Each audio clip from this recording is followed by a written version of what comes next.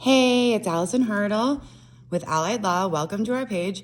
Today, I'm going to start a series about trials and particularly jury trials. So the first part of this series is going to be about voir dire and jury selection. So essentially, this is when the jury is picked to sit for and make judgment in a trial. So to start, a panel of prospective jurors is brought into a courtroom. It's a bunch of people where I practice, and typically it's been about over 100 people. And these are the panel of people or the group of people that the jury panel is going to be picked from. So it's going to be the 12 jurors and then 2 alternates typically. So all of these jury or potential jurors are sworn in to answer the qualifications, to answer questions about their qualifications to sit as a juror. And again, this is what is called voir dire. It's done by the judge, and sometimes counsel for each party will also take part in this. In trials that I have participated in, the counsel does take part and they do ask their own questions. But there are some jurisdictions where it's just the judge that will ask all of these. And sometimes I believe that attorneys will submit questions that they want the judge to ask. But where I practice, the attorneys do the questioning as well as the judge. Voir dire will start by making a short statement. So again, the judge will make a statement about the case, and both sides will make very short statements about the case, their sides of the case. It's not really a time for argument, but it's to let the potential jurors know what the case is about, and then also the judge will introduce the parties and the attorneys, and there is some description of the witnesses in the case because the judge wants to find out whether any potential juror has familiarity or personally know any of the parties in the case, any of the attorneys in the case, or any of the witnesses that will testify. So the questions that are asked is to find out if any potential juror have any bias or if they have any reason that they feel that they could not render an impartial verdict, because that is important. That's what the whole point of a jury panel is to render a verdict based completely just on the facts that they learn in the trial, not from any personal knowledge, not from any personal idea that they've had before. It's only their verdict is supposed to be just from that they learn from the 2 sides presenting their cases in the trial. The other questions, so again, there are a lot of questions that can be done creatively about whether there's any prejudice or feeling that might influence their rendering a verdict. So let's say you find out that somebody in the jury panel really hates cops. They personally hate cops. They've had very bad experiences with cops. I would assume that the prosecution is not going to want them to sit on the jury panel. And that is a bias that this potential juror has, that they may not be able to render a fair verdict. They may be inclined to just vote automatically for the defendant because of how much they hate cops. So that wouldn't be fair.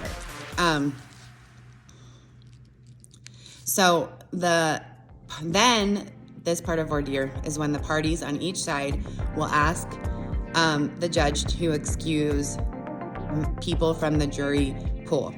They'll ask them, they'll have reasons for this, and they'll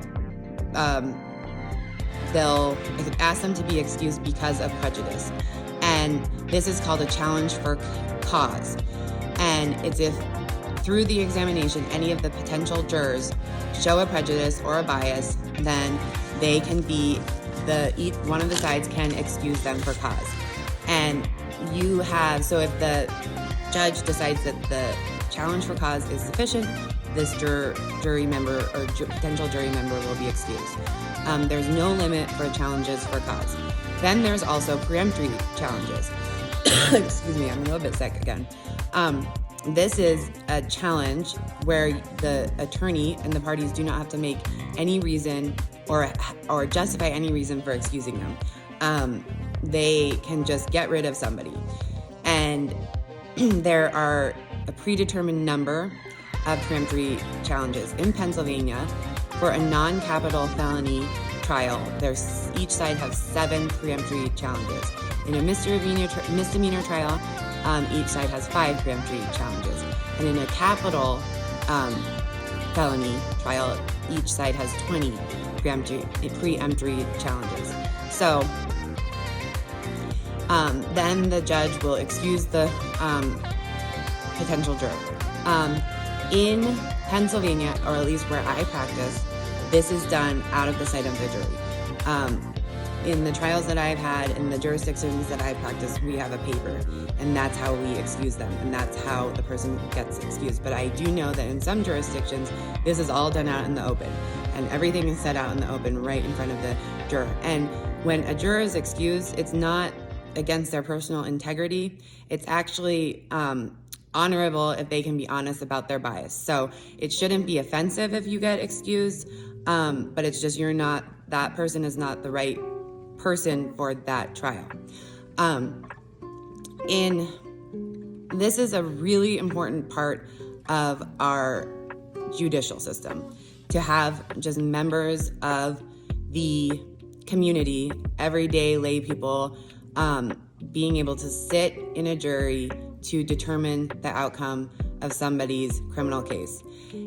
I have mixed feelings about whether this is fair, because I do think that people come in, so it's supposed to be that the defendant is innocent until proven guilty, and unfortunately, I think in society, a lot of people come into a jury pool and get sat in a jury panel with the idea, and it's not their fault, but it's just from what we've learned, that the defendant, because they've been arrested and charged with this crime, that they are guilty until proven innocent by the defense. That is not how it's supposed to be, but I do unfortunately think that that's how it is. In some ways, and I've chosen to have I've encouraged clients to do a non-jury trial, because in some ways I think that a judge can be more impartial and they can make their decision completely based on the facts.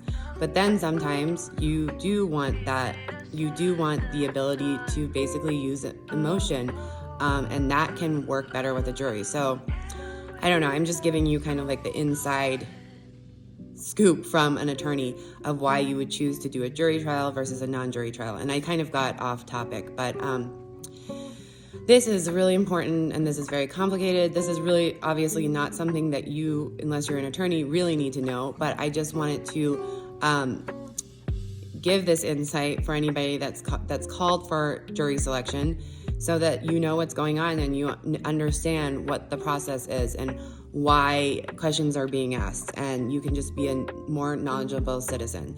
So thank you for watching this, and if you have any questions, leave them in the comments.